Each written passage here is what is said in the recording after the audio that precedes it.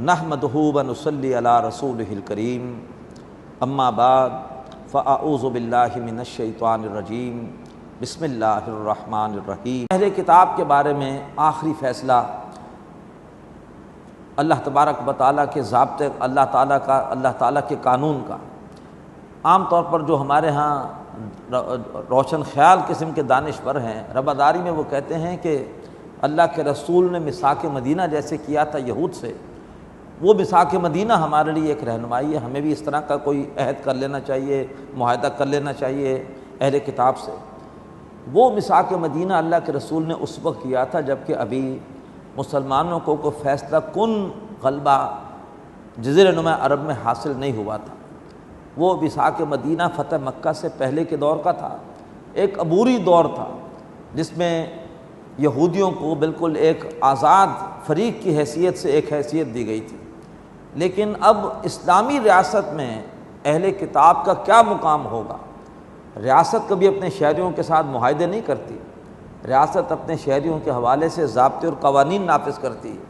ابھی اسلامی ریاست قائم ہوئی نہیں تھی، لہذا یہودیوں کی عدالتیں بھی الگ سے قائم تھیں، یہاں تک کہ بعض منافق، ہم نے پڑھا سورہ نساء میں، کہ اپنے فیصلے بجائے اللہ کے رسول سے کرانے کے وہ جا کر کراتے تھے یہودیوں کی عدالتوں سے۔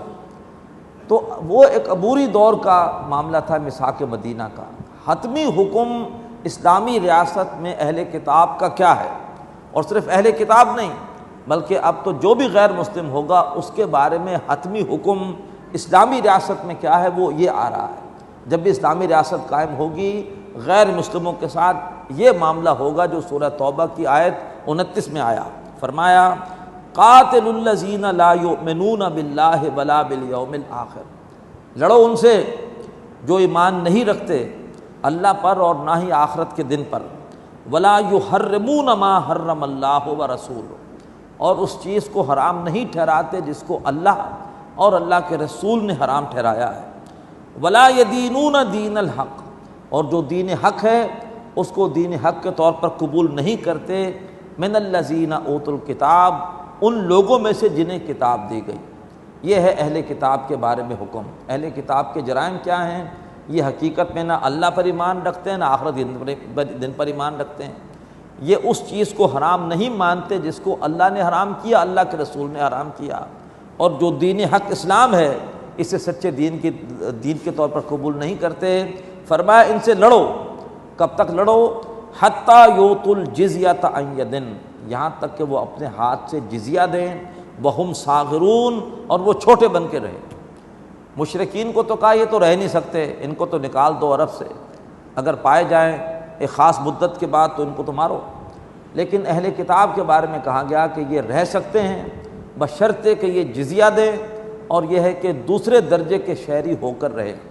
اسلامی ریاست میں پہلے درجے کا شہری صرف مسلمان ہوگا، اور جو غیر مسلمز ہیں وہ دوسرے درجے کے شہری ہوں گے، انہیں جزیہ دینا پڑے گا۔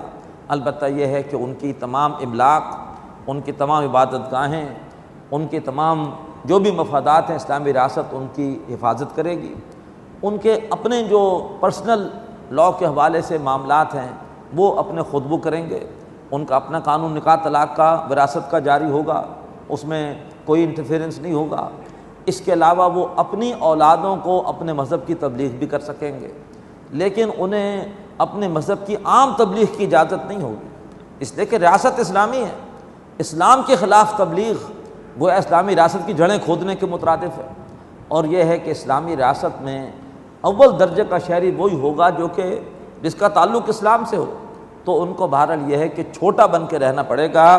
یہ بڑی کڑوی گولی ہے جو آج کل بھی ہضم ہمارے دانشوروں سے نہیں ہوتی، لیکن قرآن مجید کا فیصلہ تو بڑا واضح ہے کہ ان یؤتوا الجزیۃ عن ید وہم صاغرون، وہ اپنے ہاتھ سے جزیہ دیں گے اور چھوٹے بن کے رہیں گے۔ اس آیت میں ایک نقطہ اور اہم ہے جو کہ انکار حدیث کے فتنے کا توڑ ہے۔ اللہ تعالیٰ فرما رہے ہیں وَلَا يُحَرِّمُونَ مَا حَرَّمَ اللَّهُ وَرَسُولُهُ، وہ اس چیز کو حرام نہیں مانتے جس کو اللہ نے حرام کیا اور اللہ کے رسول نے حرام کیا۔ تو اللہ نے اپنے رسول کو بھی حلال و حرام کا اختیار دیا ہے، لہٰذا صرف قرآن مجید میں جو چیزیں حرام آئی ہیں وہی حرام نہیں ہیں، بلکہ اگر حدیث میں بھی کوئی چیز حرام آئی ہے تو وہ بھی حرام ہے۔ جس کی سب سے بڑی مثال کیا ہے؟ قرآن مجید نے صرف یہ کہا ہے کہ دو بہنوں کو ایک ساتھ تم نکاح میں نہیں رکھ سکتے، اپنی بیوی کی بہن کے ساتھ نکاح کرنا حرام ہے جب تک کہ خاتون آپ کے نکاح میں، آپ اس کی بہن سے نکاح نہیں کر سکتے۔ لیکن حدیث میں بتایا گیا کہ صرف بہن نہیں، تم اپنی بیوی کی خالہ کے ساتھ، اپنی بیوی کی بھانجی کے ساتھ، اپنی بیوی کی پھوپھی کے ساتھ، اپنی بیوی کی بھتیجے کے ساتھ بھی نکاح نہیں کر سکتے۔ اس کا ذکر قرآن میں نہیں ہے۔ یہ حرمت کس نے بتائی ہے؟ اللہ کے رسول نے بتائی ہے صلی اللہ علیہ وآلہ وسلم۔ تو اللہ تبارک و تعالیٰ نے حلال و حرام کا اختیار اپنے رسول کو بھی دیا ہے، اور رسول نے اپنے ارشادات کے ذریعے سے وہ احکامات ہمیں دیے ہیں۔ اقول قولی ھذا واستغفر اللہ لی ولکم ولسائر المسلمین والمسلمات۔